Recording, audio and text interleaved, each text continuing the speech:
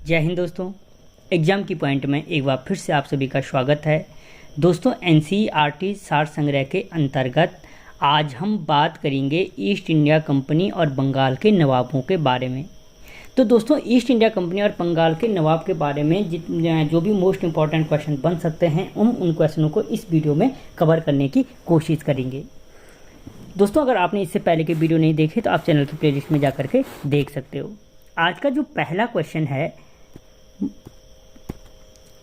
मुगल सम्राट द्वारा बंगाल का अंतिम गवर्नर किसे नियुक्त किया गया था? नियुक्त नहीं लिखा गया है दोस्तों, नियुक्त किया गया था। तो दोस्तों मुगल सम्राट द्वारा बंगाल का जो अंतिम गवर्नर नियुक्त किया गया था वो कौन था? तो दोस्तों वो था मुर्शीद कुली खां। नाम तो सुना होगा आपने, मुर्शीद कुली खां। तो दोस्तों बंगाल के जो स्वतंत्र राज्य का संस्थापक माना जाता है, अगर कभी क्वेश्चन पूछा जाता है कि बंगाल के स्वतंत्र राज्य का संस्थापक कौन था, तो फिर भी आंसर हो जाएगा मुर्शीद कुली खां। वो व्यक्ति था जिसने बंगाल में स्वतंत्र राज्य की स्थापना की थी। और दोस्तों इसने अपनी राजधानी ढाका से मुर्शिदाबाद स्थानांतरित कर दी थी। या अपनी राजधानी ढाका से मुर्शिदाबाद किसने स्थानांतरित की थी? तो वो भी मुर्शीद कुली खां था। ठीक है।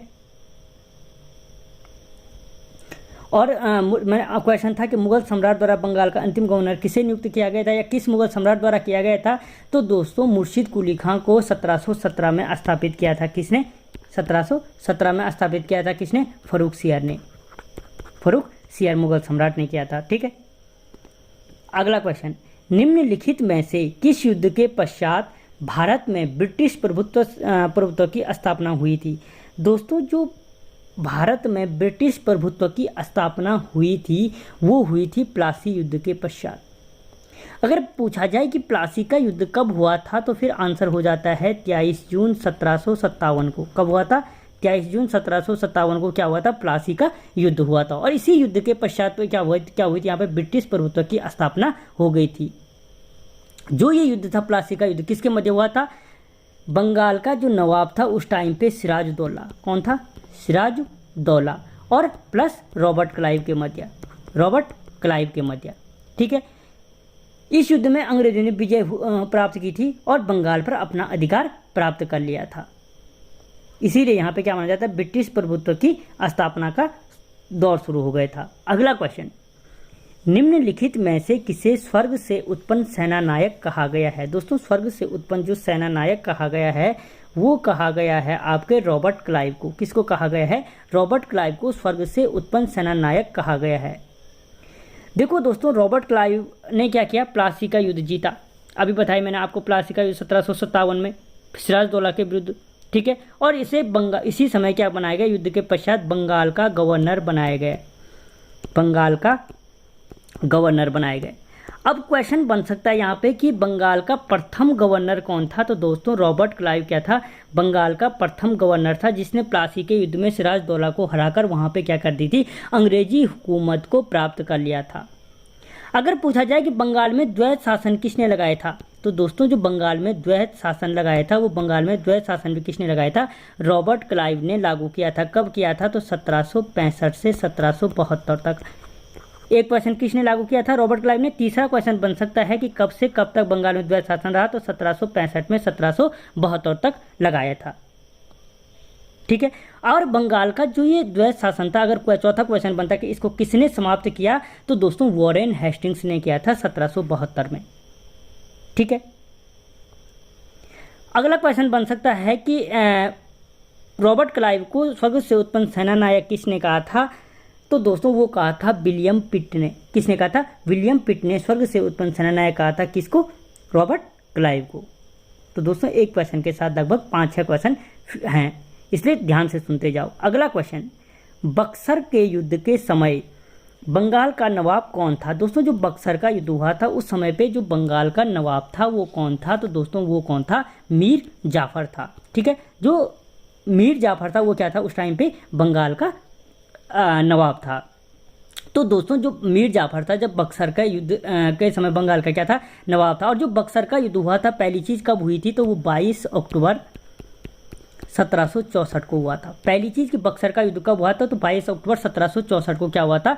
बक्सर का युद्ध हुआ था। ईस्ट इंडिया कंपनी के हेक्टर मुनरो और मुगल मुगल तथा नवाबों की सेनाओं के मध्य लड़ा गया था।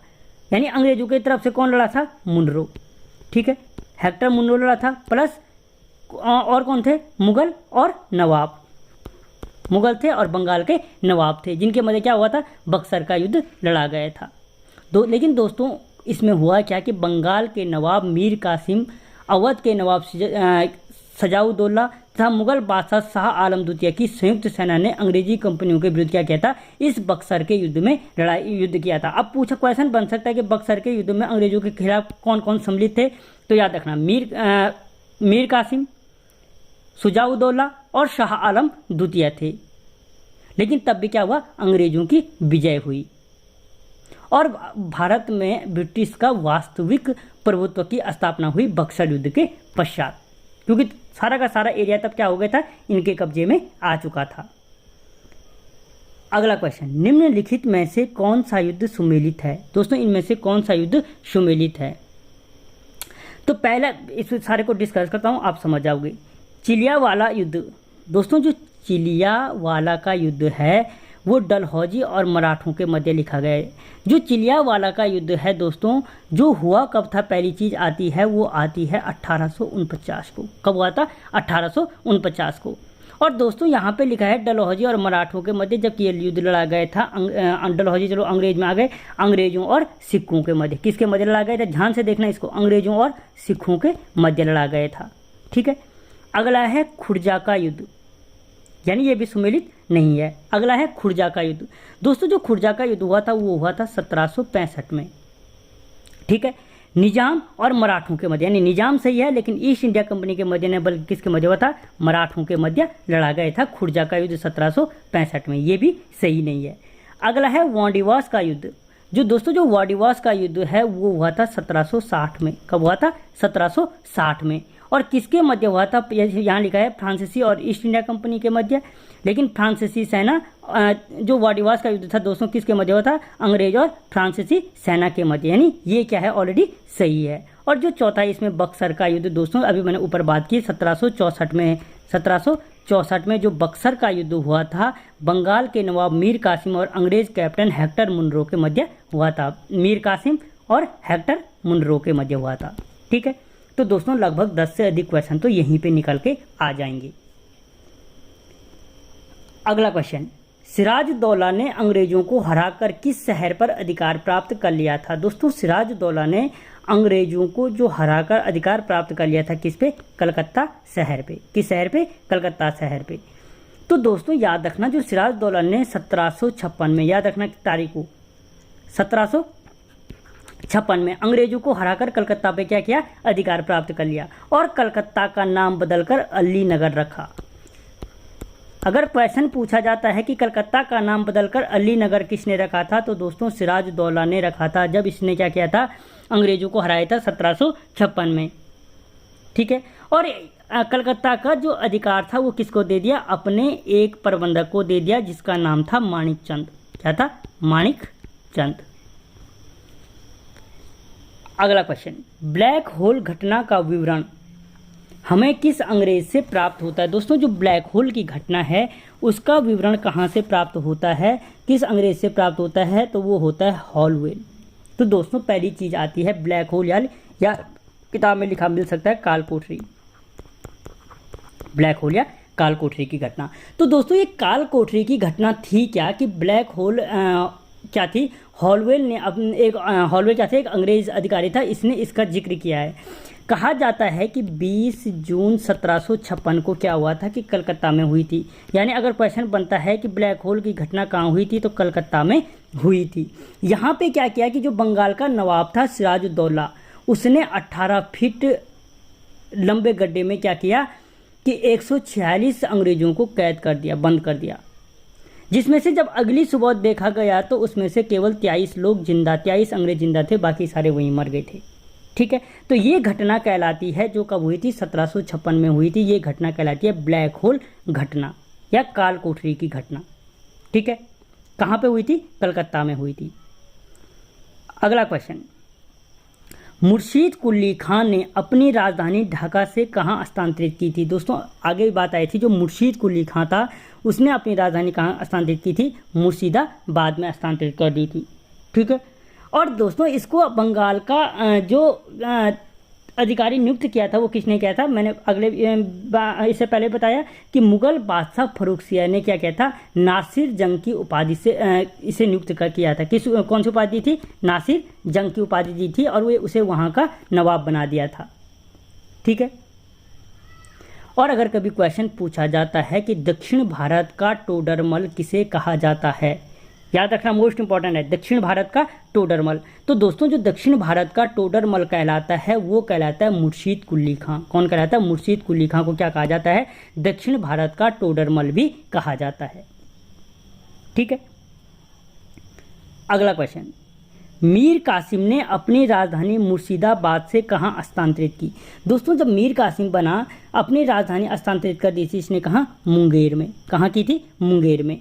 कि जब अंग्रेज बार बार हस्तक्षेप करने लगे तो उनके हस्तक्षेप से बचने के लिए मीर कासिम ने क्या किया? अपनी राजधानी मुर्शिदाबाद से ढाका से मुर्शिदाबाद लाया कौन? मुर्शीद कुली खां। और मुर्शिदाबाद से मुंगेर ले गए कौन? मीर कासिम। उसने वहाँ क्या किया कि जो मुंगेर था वहाँ पे गोला बारूद निर्माण करने का कारखाना भी स्थापित कर दिया। और अगर पूछा जाता है कि अपनी सेना को यूरोपियन पद्धति से प्रशिक्षित करने का कार्य किसने किया था, तो दोस्तों वो मीर कासिम ने किया था। ठीक है। और बंगाल का नवाब रहा ये कब से कब तक? तो 1760 से 63 के बीच क्या रहा? मीर कासिम बंगाल का नवाब रहा। 1763 में क्या हुआ कि मीर कासिम को हटा दिया गया और मीर जाफर को बंगाल का नवाब बनाया गया। और इसी मीर जाफर के बाद क्या हुआ था? बक्सर का युद्ध हुआ था, जिसकी चर्चा मैं पहले ऑलरेडी कर चुका हूँ, जिसके पश्चात सारा का सारा बंगाल खत्म होकर के अंग्रेजों के अधीन चला गया था। अगला क्वेश्चन, किस शासक ने ईस्ट इंडिया कंपनी को क्या कहा था? दीवानी प्रदान की थी। तो दोस्तों वो शासक कौन था जिसने ईस्ट इंडिया कंपनी को दीवानी प्रदान की थी? तो वो था शाह आलम द्वितीय। कौन था? शाह आलम द्वितीय ने की थी। और किसके पश्चात की थी? इलाहाबाद की संधि। या अगर क्वेश्चन पूछा जाता है कि ईस्ट इंडिया कंपनी को दीवानी प्रदान किस संधि के पश्चात हुई थी, तो दोस्तों वो इलाहाबाद की संधि के पश्चात हुई थी, जो शाह आलम द्वितीय और अंग्रेजों के मध्य हुई थी। और इसी संधि के तहत शाह आलम द्वितीय को क्या करनी पड़ी? अंग्रेजों की संरक्षण को स्वीकार करना पड़ा। ठीक है। और इन्हें क्या किया गया? इलाहाबाद में रखा गया अंग्रेजों के संरक्षण में।